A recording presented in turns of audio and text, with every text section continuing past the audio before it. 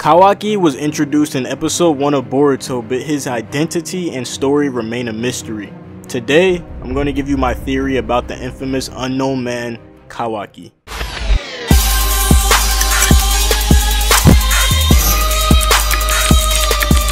In the Naruto side story manga, the 7th Hokage and the Scarlet Spring Month, which takes place approximately during about the time Boruto and Sarada are still academy students, in this manga, Orochimaru detailed that he discovered the mysteries and secrets of genetics with an individual named Shin. Shin's body had the trait that allowed him to freely transplant tissues without any chance of rejection. This is great for Orochimaru because he loves transplanting shit. Orochimaru and Shin devised a permanent clone technique where each cultivated clone is an original and has their own personality and thoughts. Continuing, Orochimaru stated a lot of things regarding his current endeavors with genetics in the side story manga, and just hear some of the examples of the stuff he was saying.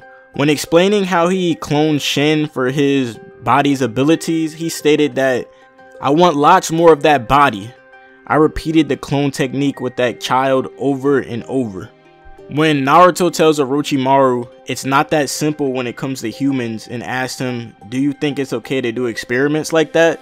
Orochimaru responds, "Humans are simpler than expected, actually. People are like slaves to their genes. Individuals and how everything connects to them can be proven." So with those examples given, you can kind of see the mindset that Orochimaru is in when it comes to the creation of life and just the experiments with genes in general. Orochimaru is just exploring it to the fullest and is going into a dangerous area because he's creating artificial synthetic humans, whatever you want to call them. Orochimaru used Shin's unique body ability and basically advanced his studies, and I'm pretty sure he isolated the ability that Shin had like all his other experiments because he wants to isolate it and then use it in other projects that he has.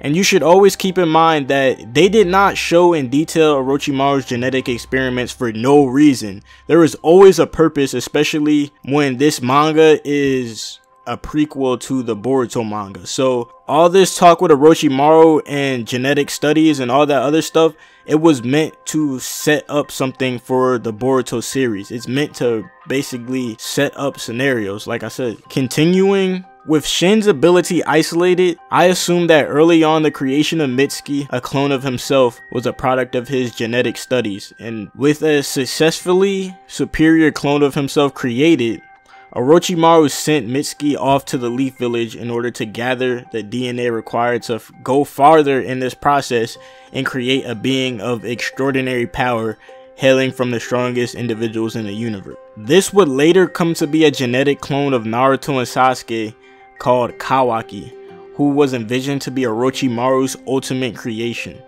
Now, Kawaki is created, but then he ends up questioning his existence and becomes disgusted with Orochimaru and his unethical practices involving toying with the creation of life. With his immense power, Kawaki kills Orochimaru and proceeds to develop a hatred for the selfishness of shinobi shown to him by Orochimaru in all his experiments. Now, this whole scenario can be connected to the classic work of literature, Frankenstein. So in Frankenstein, one of the big themes touched upon is the dangerous pursuit of knowledge. Orochimaru and Boruto and the Naruto series parallels to Victor Frankenstein, the scientist in the novel, because they both obsessively pursue the knowledge regarding the secrets of life. And in the end, their loved ones and themselves are driven to destruction by the lack of care for their creation. I think that the writers are possibly taking from the Frankenstein and kind of implementing that into the Boruto series. Further on, Kawaki goes on his own path to destroy the whole shinobi way of life. He also wants to go after those whose DNA he was created from and get answers. On the way, he kills Orochimaru's clone son Mitsuki, who is probably protecting Boruto, and then Kawaki destroys all of Orochimaru's other creations on his journey. As he destroys Konoha and possibly incapacitates or kills Naruto, Boruto is the only hope for the survival of the shinobi world. Boruto embodies the soul of a shinobi that never changes, as it is talked about in Boruto Naruto the movie. At the end, Sasuke mentions to Naruto that the essence or soul of a shinobi never changes, even in a child, when he was talking about Boruto. So Boruto basically is carrying the essence of a shinobi and has to protect the shinobi world. This comes back to the fast forward part that we had in episode 1 of Boruto, where we saw Kawaki and Boruto on the destroyed Hokage stone statues. Boruto states, "I didn't think you'd go this far, Kawaki." And then Kawaki responds saying, "I'll send you where I sent the 7th Hokage, Boruto." Boruto says, "Was this the only possible outcome?" Kawaki raises his hand and stares at his palm begrudgingly, then grips it tightly and states, "Yes, that's right." That part right there where he lifts his palm up, there could possibly be something where he's like questioning his existence and why he was created from such unethical means. He's basically questioning that, or he could have like a sigil power in his palm, and he could be looking at that like that's the only way or something like that. But there's kind of meaning behind Kawaki holding up and looking at his palm and then squeezing that shit begrudgingly and saying, "Yes, that's the only way." So as soon as he grips his fist tightly, his power sigil glows up and spreads across his body as he states, "The age of shinobi is over." And then Boruto and Kawaki clash together and start fighting for the survival of shinobi. When you break it down, the Kawaki versus Boruto, it has a lot of symbolism.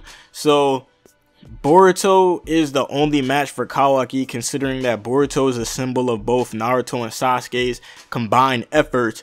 And then on Kawaki's side, he is literally a synthetic human created from Naruto and Sasuke's DNA. So at some point also, Kawaki acquired the same sigil power as Boruto through unknown means. He possibly killed an Otsutsuki or some other type of alien race in the Naruto universe. In the end, this battle will prove that DNA doesn't just make the next generation strong, it's what's inherited through the will of fire that makes someone strong. And that is what Boruto will be representing when he fights Kawaki, basically just super powerful dude just created from the DNA of Naruto and Sasuke.